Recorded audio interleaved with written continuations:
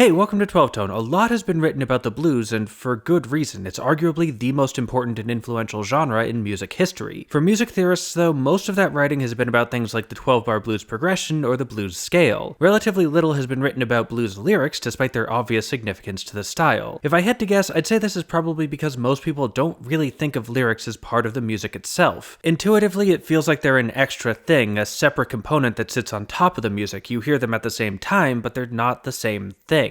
If you've listened to my podcast though, and you should, more on that at the end of the video, but if you have, then you know I think that's nonsense. Lyrics are a critical part of vocal music, so today I thought I'd look at how a music theorist might think about words.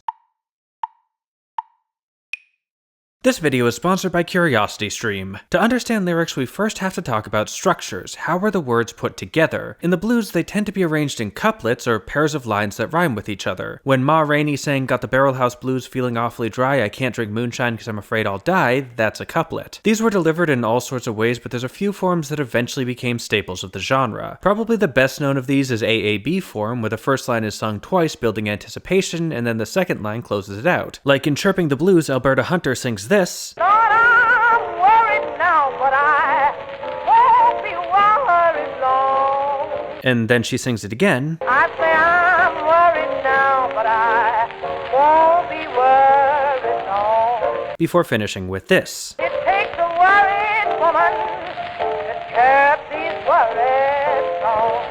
AAB form fits really well with the traditional 12-bar blues pattern. In each of the 3 4-bar phrases, the singer uses roughly the first 2 bars for the lyrics, and then fills the rest of it with an instrumental response. Another popular approach is what's called quatrain form. Here the couplet is delivered much faster in just the first 4 bars of a section. Take Virginia Liston's "You Don't Know My Mind." I went to the racetrack on semi-Papa 1, gave the money to a double dial, wouldn't give me no now. In a 12-bar pattern, quatrain form leaves a lot of empty space, so it tends to be paired with a refrain, a repeated phrase that gets sung after every verse. This is often another couplet, but it can also be shorter and it doesn't have to rhyme with anything. As an aside, these structures may sound familiar to fans of Elvis Presley. Hound Dog is AAB and Heartbreak Hotel is quatrain form because rock and roll was just the blues marketed to white people. And there's dozens of other common forms. As a folk tradition, the blues wasn't bound by strict formal rules. Different communities and different artists developed all sorts of different ways of delivering these lines, but at the heart of most of them is that same basic couplet. There's no official rules about how these worked either, but usually they consisted of 2 rhymed lines, each of which can be broken down further into 2 separate clauses. When Moses Mason sings "Molly Man's comin' now, hear his voice, got hot tamales, that's my choice," we can see 4 distinct thoughts, and according to blues researcher Dr. Michael Taft, these 4 clauses are the heart of blues lyrical structure because these are where we find the blues lyric formulas. What's a lyric formula? It's an idea borrowed from poetry. Cedric Whitman defines a poetic formula as a semantic unit identified with a metrical demand. Basically, if you could replace one clause with another without breaking the rules of the poem and they both mean roughly the same thing, they're part of the same formula. Of course, because we care about the poem's rules, the boundaries of a formula depend on what sort of poem we're writing. Like, take the sonnet. This is a traditional form of European poetry, originally from Italy, which consists of 14 lines in what's called iambic pentameter. That means each line is 10 syllables long, grouped in pairs of 2, and in each pair the natural accent falls on the second syllable. For example, Shakespeare's Sonnet 18 opens with the line "Shall I compare thee to a summer's day?" 10 syllables with an alternating pattern of weak and strong. But we can probably do better than Shakespeare, right? How about we swap it out for "Thou doth remind me of an August day"? Same pattern, same basic meaning, so same formula. This poetry stuff is easy. On the other hand, if we gone "Hey, you're kinda like July," that's a very different pattern, so even though it still means the same thing, the underlying formula is different. But accent patterns aren't the only kind of meter, so let's look at another form, haiku. This is a kind of Japanese poetry that relies not on accent patterns, but on length. In the West, haiku is usually described as being a line of 5 syllables, then 7, then 5, but that's not quite correct because the Japanese language doesn't think of syllables in quite the same way English does. It would be more accurate to say that each line consists of that many on, or sounds. What we call a single syllable could be built of many such on. Like the word note is 1 syllable, but 2 sounds, no t.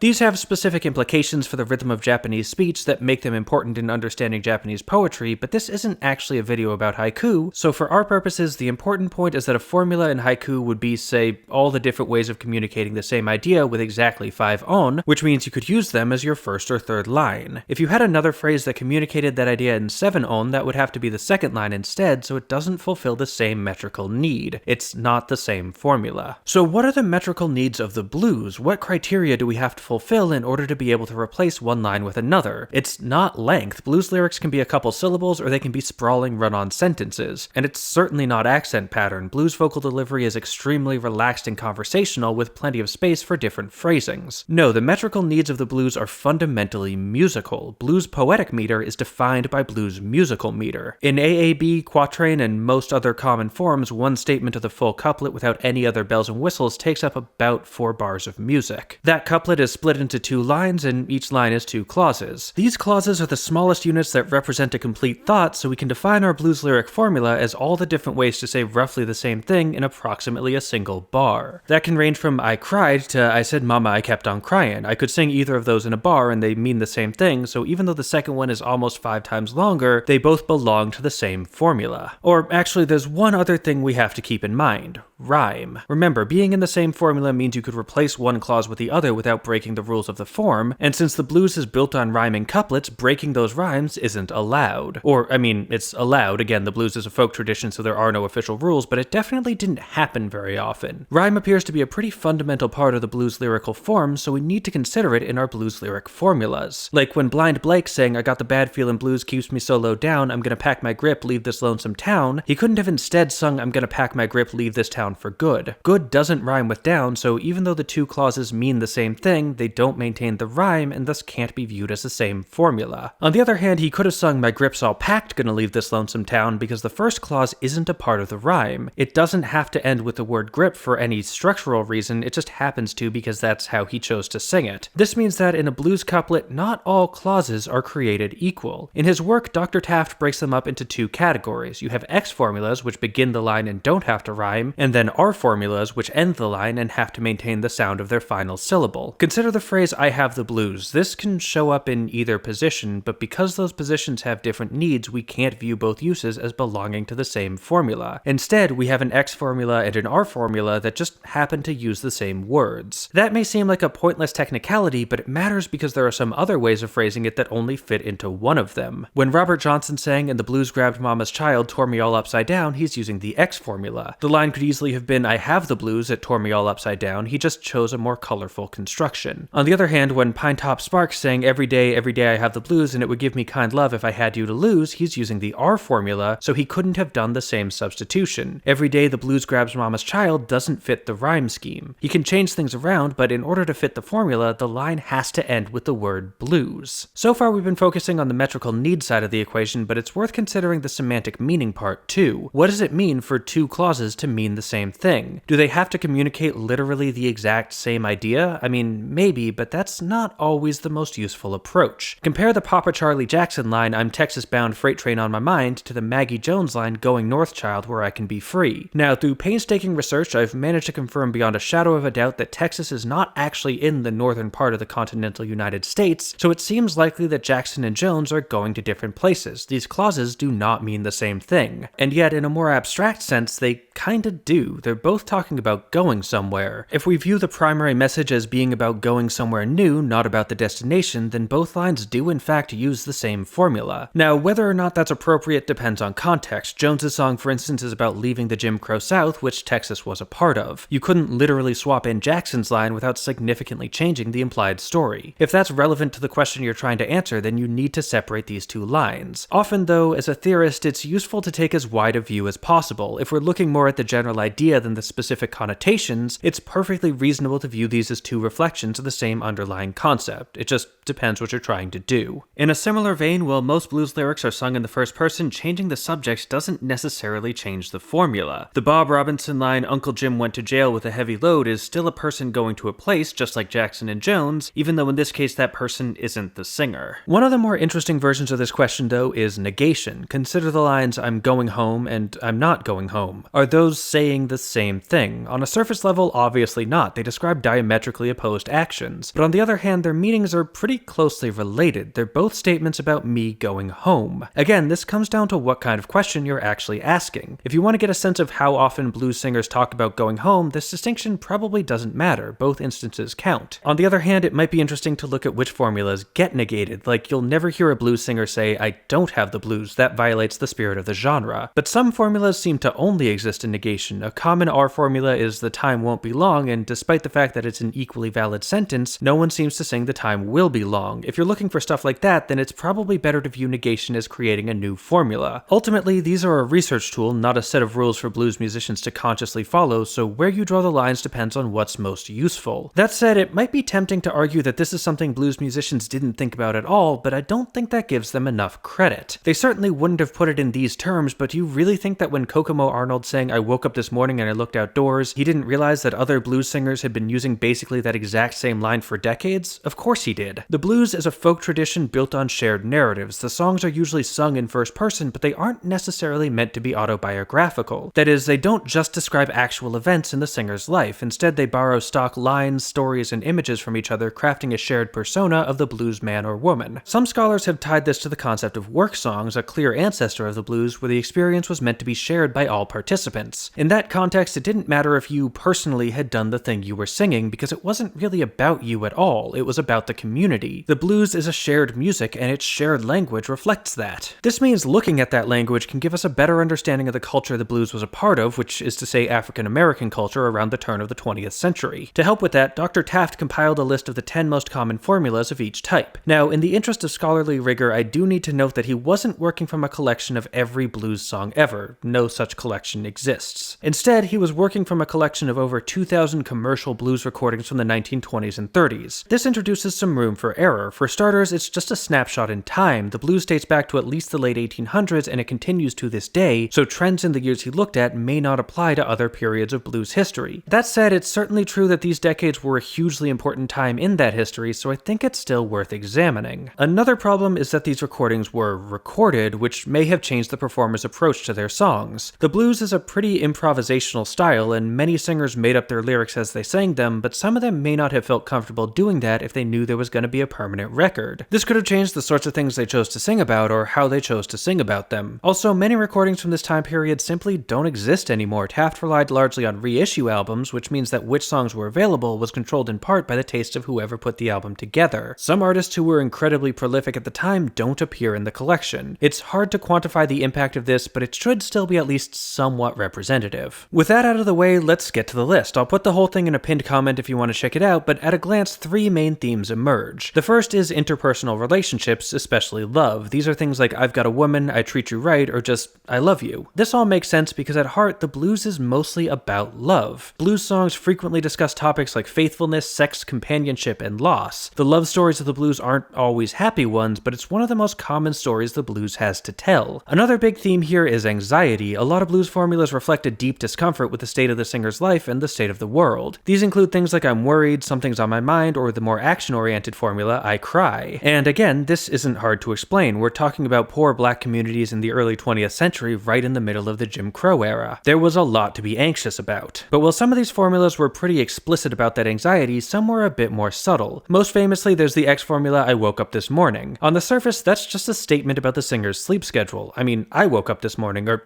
technically I woke up this afternoon, whatever, don't judge me. Point is, there's nothing inherently anxious about it. But in the context of blues lyrics, waking up is usually a metaphor for realizing there's been a change of some sort, and in most cases, that change is bad. To wake up, then, can mean to literally stop sleeping, but it also implies a more figurative sort of awakening, coming to terms with a harsh reality. The final category, though, is perhaps the most interesting. 6 of the top formulas are about travel, either going somewhere or leaving somewhere. Why? Well, Taft points out that the 1920s and 30s were part of what historians refer to as the First Great Migration, where millions of black Americans moved from southern rural communities to cities, especially northern ones, to escape poverty and oppression. Traveling to a place with better opportunities was a big part of the story of black communities at the time, and it worked its way into the music they wrote. While most blues songs were about love, the images they used were largely based on travel. Of all the formulas Taft collected, the X formula, I go somewhere, was the most common, even beating out I have the blues. That should give you some impression of just how important this travel motif was. And that's the sort of observation that makes lyric formulas so interesting. They allow us to look at lyrical structures in much the same way we might analyze a harmony or melody, by stripping it down to its component parts and using those parts to look for patterns. At the end of the day, that's all music theory actually is, looking for patterns in the songs we love to better understand why we love them. We spend a lot of time talking about patterns in chord progressions, melodic gestures, or rhythmic figures, but as far as I'm concerned, a theory of music that doesn't consider lyrics is ultimately incomplete, especially for a genre as fundamentally lyrical as the blues. Oh, and before you go, I mentioned at the beginning that I have a podcast. It's called Ghost Notes. It's a collaboration with Noah from Polyphonic, and we actually dedicated a whole episode to the question of whether lyrics matter. It was a really fun discussion. Anyone who's seen Noah's work knows he's a huge fan of lyrical analysis, and he's very good at it. So getting to pick his brain about how lyrics work and what purpose they serve was really enlightening. I learned a lot. And we're putting up a new episode every month over on Nebula. The most recent one is about the definition of music, and it's probably my favorite thing we've done so far. It's a pretty complex question, and I'm very proud of the discussion. Plus, next month's episode has a special mystery guest that I am nearly excited about. I mean, really excited. Don't read into that. It could be anyone. It's a mystery. If you want to check out past episodes or catch the next one as soon as it drops, you can head on over to Nebula and follow us. And if you don't have a Nebula account, then boy have I got some good news for you. We've partnered with CuriosityStream to offer you a pretty amazing deal. If you sign up for CuriosityStream with the link in the description, not only will you get 26% off their annual plan, you'll also get a Nebula account free for as long as you remain a CuriosityStream member. That means full access to CuriosityStream's entire library of documentaries like Fiddlin', a really cool movie about bluegrass music and the people who make it, plus access to all the awesome videos and podcasts on Nebula, all for just $15 for an entire year. And hey, thanks for watching. Thanks to our Patreon patrons for making these videos possible, and extra special thanks to this video's featured patrons, Susan Jones and Jill Sundgaard. If you want to help out and help us pick the next song we analyze too, there's a link to our Patreon on screen now. Oh, and don't forget to like, share, comment, subscribe, and above all, keep on rockin'.